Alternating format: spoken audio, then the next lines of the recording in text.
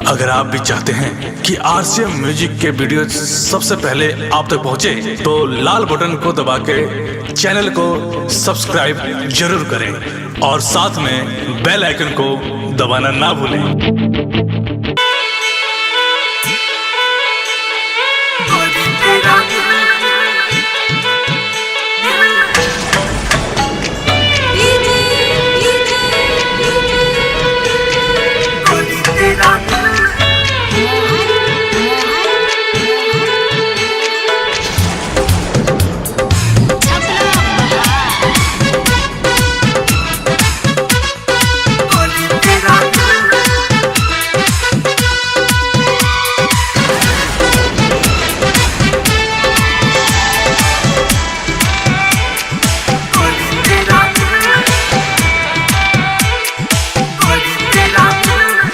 गोरी तेरा दिल ये दिल से मिली है बड़ी मुश्किल, तू कहाँ से कली है वो जाने जा मेरी दिल रुबा, तेरे बिना जीना क्या जीना जीना। बरस गगन भीगे बदन जब तरसे मन, चमके चमन है वो जाने जा मेरी दिल रुबा, तेरे बिना जीना क्या जीना जीना। गोरी तेरा दिल ये दिल से मिली है बड़ी मुश्किल, तू कहाँ से कली है।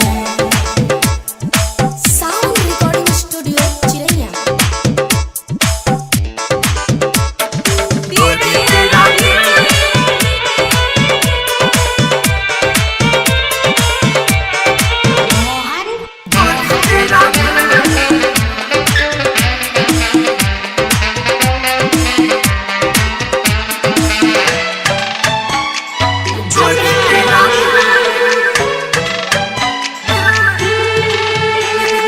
तेरे से कमाल तेरी नागिन जैसी चाल है,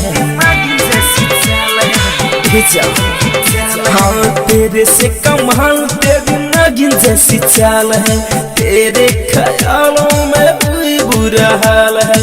तू है बड़ी सुन फुलझड़ी सबसे अलग है, तू हंसना हंसना बरस गगन भीगे बदन जब तरसे मन, चमके चमन आओ जाने जा तेरी दिल रुबा, तेरे बिना जीना क्या जीना जीना। गोरी तेरा दिल ये दिल से मिली है बड़ी मुश्किल, तू कहाँ से कली है वो जाने जा मेरी दिल रुबा, तेरे बिना जीना क्या जीना जीना। बरस गगन भीगे बदन जब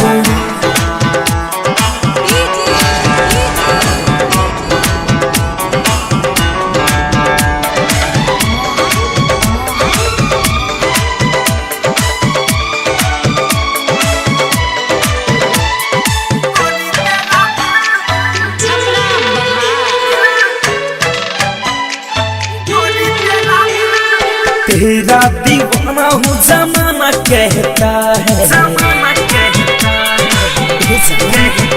हाँ तेरा दीवाना हूँ जमाना कहता है, फिर विवेक लड्डू तुझ पे मरता है।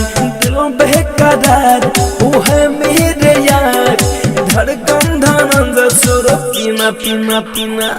बरस गगन भीगे बदन जब तरसे मन, चमके चमन आओ जाने जा मेरी दिल रुबा, तेरे बिना जीना क्या जीना जीना। गोरी तेरा दिल ये दिल से मिली है बड़ी मुश्किल, तू कहाँ से कली है।